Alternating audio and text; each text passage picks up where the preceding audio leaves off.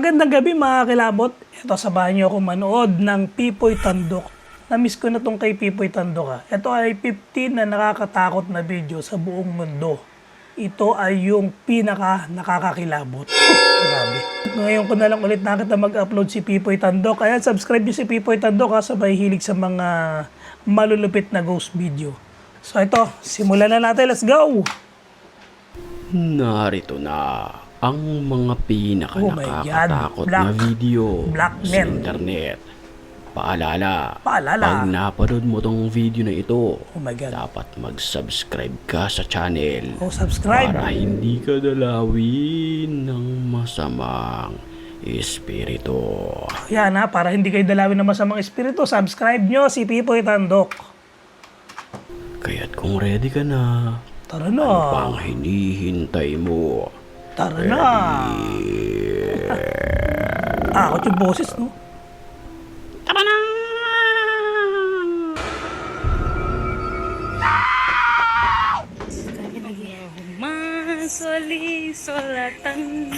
Kami lagi.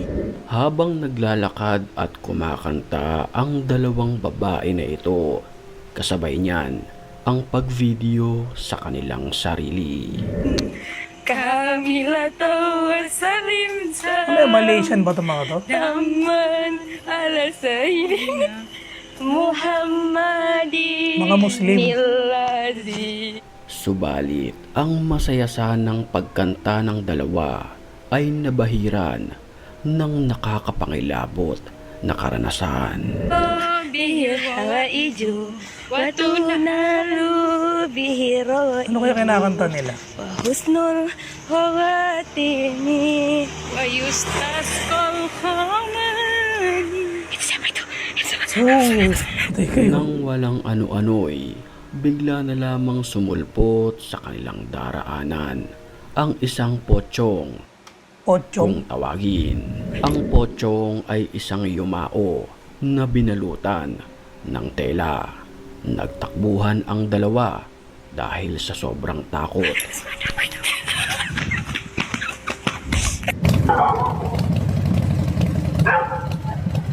Habang nakamotor naman ang lalaki, nakunan ng kanyang bodycam ang isang nilalang na nakaputi na pilit tumatawid sa kanyang daraanan. Hindi siya makadiretso no?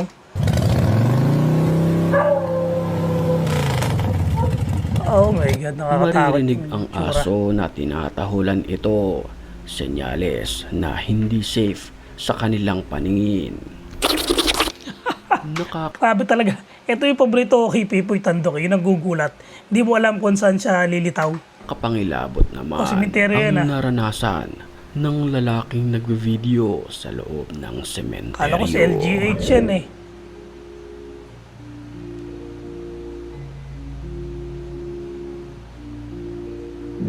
Sa kanyang paglilibot, na-videohan niya God. ang Uy, isang babae yun animoy itim na nilalang.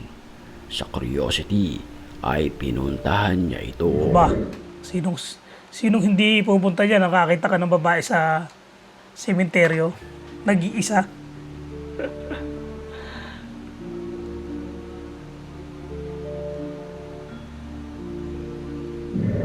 Pero ang nakakapangilabot dito, palipat-lipat ito ng pwesto Ay, yari ka. at halos Patibong hindi yan. sila magtugma sa kung saan niya ito unang nakita. Wala na. Minumulto ka na dyan. Ayun Pero sa huling ayun, papalapit sa kanya. bigla siyang hinabol nito. Agad naman siyang nagtatatakbo. Kala mo susugurin mo kala mo Yo, Yari ka. Hola! Hola! Ano wala? Hola! Si Kiko. Naka-ghost tube pa siya. Wala! Nawala daw, nawala. ang kanyang device ay nagpapahiwatig na may masamang enerhiya sa lugar. Creepy.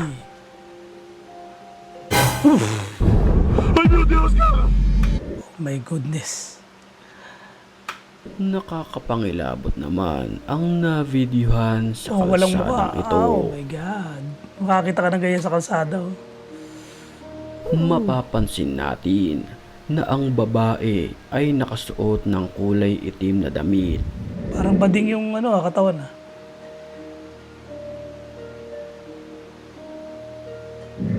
Ang kanyang mga buhok naman ay nakalaylay sa harapan ng kanyang muka habang dahan-dahan itong naglalakad sa gilid ng kalsada.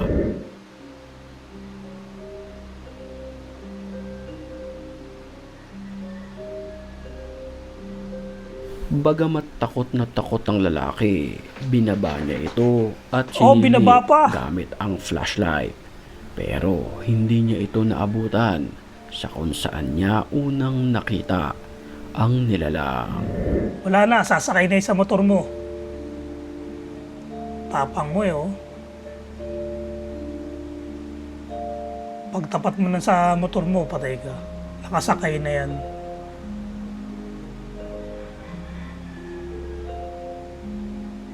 Kotse pala, akala ko nakamotor. Habang nagko-cover naman ng awitin ang lalaking ito, kasabay niyan ang pag-video sa kanyang sarili nang walang ano-ano'y.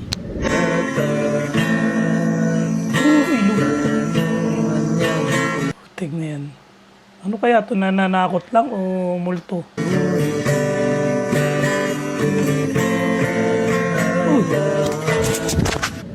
Isang ligaw na kaluluwa ang biglang nagpakita sa kanyang likuran.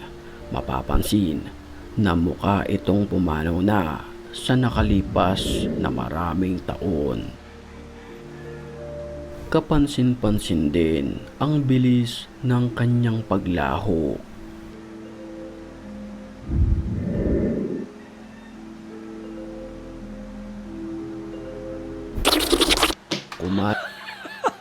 Kalat naman sa Japan ang video ng isang babae na ito.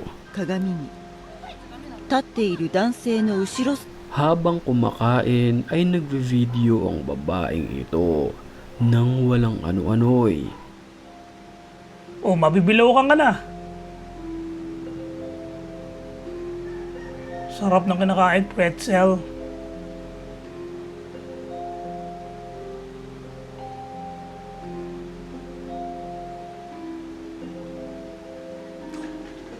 Isang animoy multo na nakatalikod at parang boyfriend nakatayo niya lang sa yan. sulok. Makikita na nakasuot ito ng kulay itim.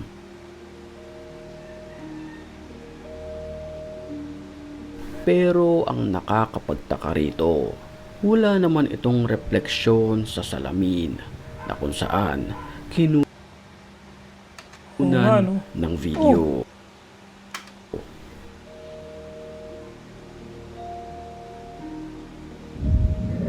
Hating gabi nang bumiyahe ang may-ari ng video, pero sa pagpasok sa parang tunnel ay may mga animoy nilalang na hindi maipaliwanag ang biglang humarang.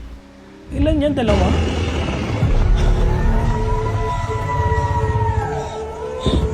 Dalawa. Bata yata yung isa. Ang mga nilalang ay nakasuot ng kulay puti. May mga ilan na kulay pula naman. May mga nagsasabi na posibleng ito ay mga miyembro ng kulto. Yun lang. Pagka nadali ka ng multo, ng mga kulto, baka hindi mo malaman kung anong gagawin ng mga yan.